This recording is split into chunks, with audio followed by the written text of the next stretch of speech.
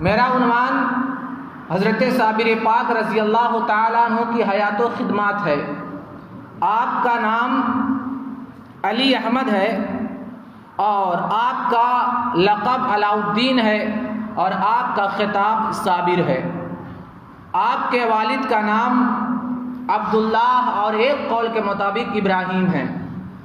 آپ کے والد کا سلسلہ نسب حضور سیدنا غوث پاک رضی اللہ تعالی عنہ سے جا کر کے مل جاتا ہے، اور آپ کی والدہ کا نام ہاجرہ تھا، اور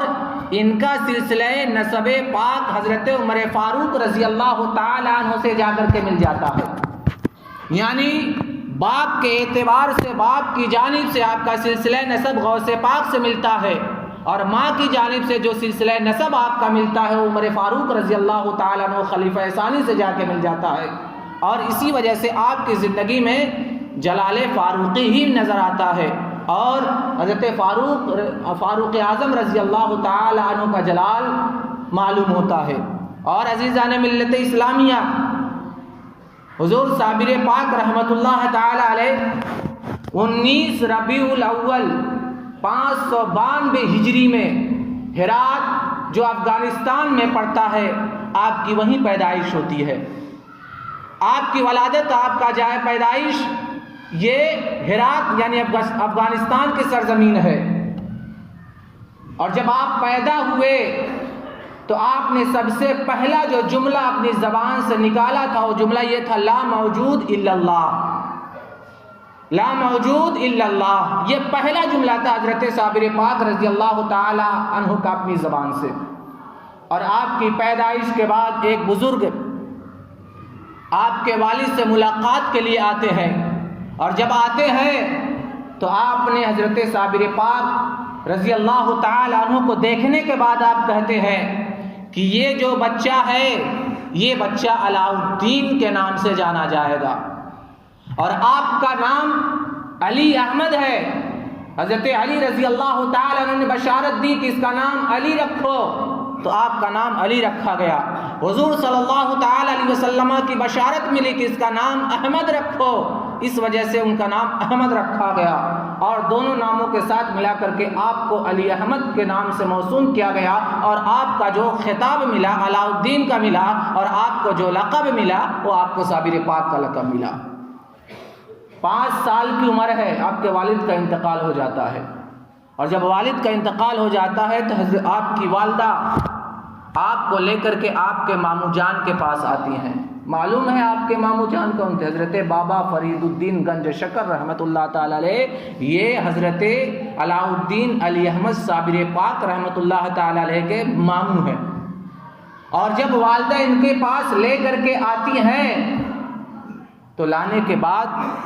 اپنے بھائی حضرت بابا فرید الدین گنج شکر رحمت اللہ تعالی علیہ کو سپرد کرتی ہیں، اور آپ کہتی ہیں کہ اب اس کی ذمہ داری اور تربیت و پرورش آپ کے حق میں ہے۔ چنانچہ آپ کی والدہ بھی وہیں پر قیام پذیر ہیں، اور حضرت بابا فرید الدین گنج شکر رحمت اللہ تعالی علیہ آپ کی تربیت فرماتے ہیں۔ اور آپ نے علم دین بھی حاصل کیا۔ علم دین میں علم حدیث، علم تفسیر قرآن، علم فقہ، اور جتنے بھی علوم مروجہ تھے ان تمام علوم کو حضرت علاء الدین علی احمد صابر پاک رحمت اللہ تعالی علیہ حاصل کرتے ہیں۔ اور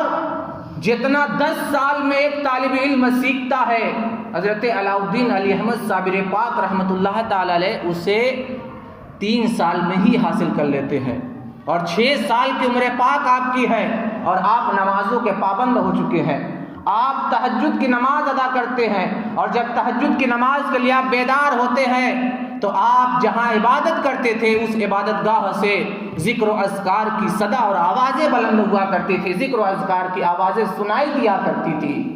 حضرت صابر پاک رضی اللہ تعالیٰ عنہ کی تربیت حضرت بابا فرید الدین گنج شکر رحمت اللہ تعالیٰ علیہ نے کی، اور خود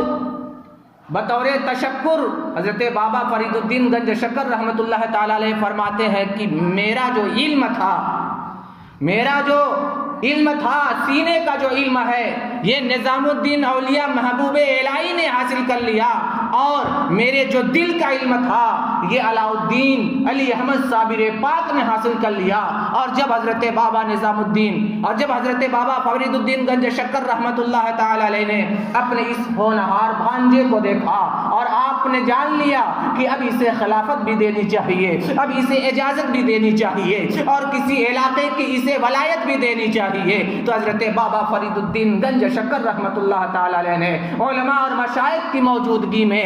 آپ کو دستار سے نوازتے ہیں، خلافت بھی عطا کرتے ہیں اور اپنے ہاتھ سے اپنی ٹوپی کو اتار کر کے آپ کے سر پر بھی رکھ دیتے ہیں، اور آپ کی دستار جو بندی ہوتی ہے ہرے صافے سے کی جاتی ہے۔ اللہ اکبر مسلمانوں، اس دستار بندی کے موقع سے جو علماء موجود تھے، جو مشائخ موجود تھے، ان کے نام یہ ہیں: حضرت شیخ ابو الحسن شاذلی رحمت اللہ تعالی علیہ، حضرت شیخ حمید الدین ناگوری رحمت اللہ تعالی علیہ، حضرت شاہ منور علی الہ آبادی رحمت اللہ تعالی علیہ، حضرت شیخ بہاؤالدین زکریا ملتانی رحمت اللہ تعالی علیہ، حضرت شیخ ابو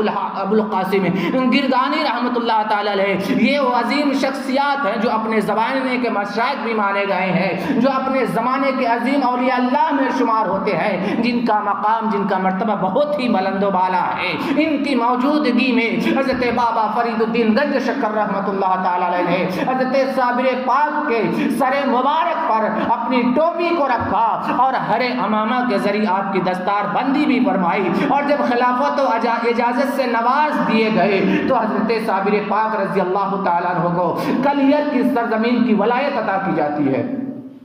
کلیت کی سرزمین آپ کے لیے منتخب کی جاتی ہے، اور جب آپ کے ماموں جان حضرت بابا فرید الدین گنج شکر رحمت اللہ تعالی علیہ بھیجتے ہیں تو اس وقت حضرت صابر پاک کی جو عمر ہے وہ 33 سال کی ہے۔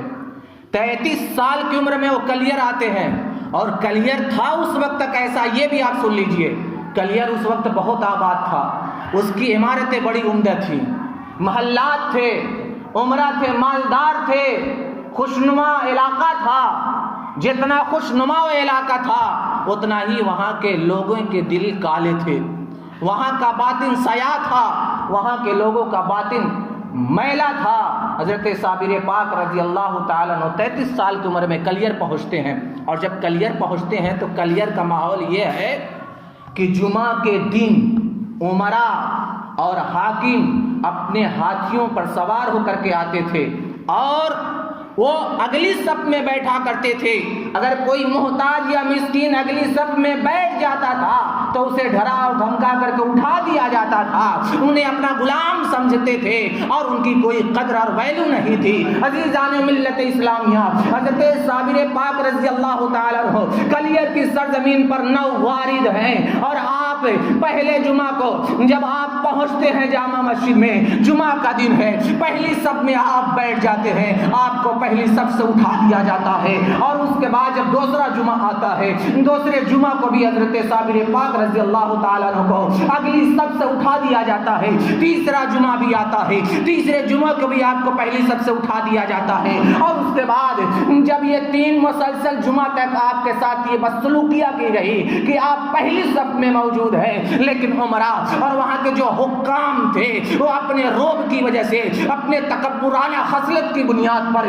کسی کو خاطر میں نہیں لاتے تھے۔ اگر کوئی اگلی صف میں بیٹھ جاتا تھا تو اسے اٹھا دیا کرتے تھے، اسے بیٹھنے نہیں دیا کرتے تھے۔ جب مسلسل 3 جمعہ تک یہ معاملہ ہوتا ہے تو حضرت صابر پاک رضی اللہ تعالیٰ عنہ نے ایک خط لکھا اپنے ماموں جان بابا فرید الدین گنج شکر رحمت اللہ تعالیٰ علیہ کے پاس، اور ساری رودات بیان کر دی۔ ادھر سے مکتوب آتا ہے، ادھر سے خط آتا ہے بابا فرید الدین گنج شکر رحمت اللہ تعالیٰ علیہ کی جانب سے، اور آپ نے اس میں لکھا تھا کہ کلیئر تمہاری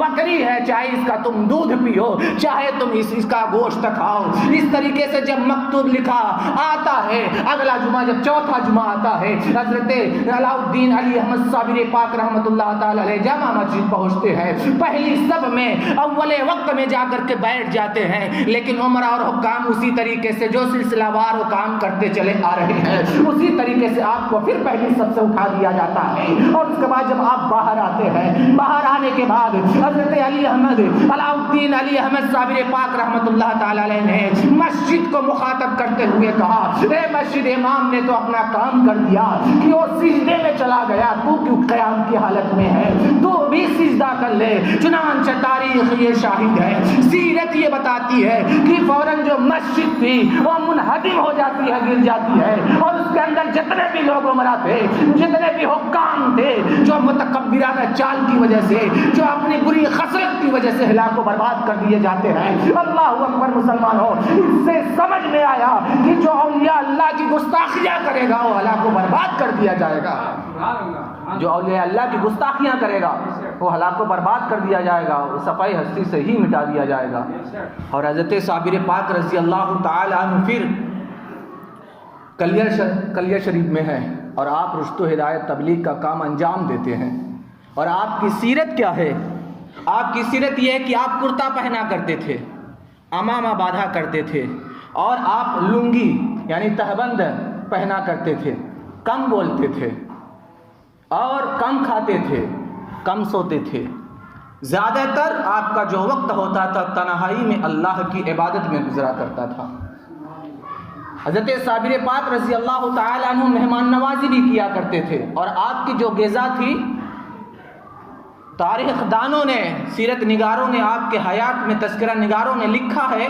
کہ آپ گولر کو پسند کیا کرتے تھے، جو بھگوئی ہوئی گولر ہوا کرتی تھی اسی گولر کو آپ پسند کیا کرتے تھے۔ آپ کے خاص مرید اور خلیفہ ہیں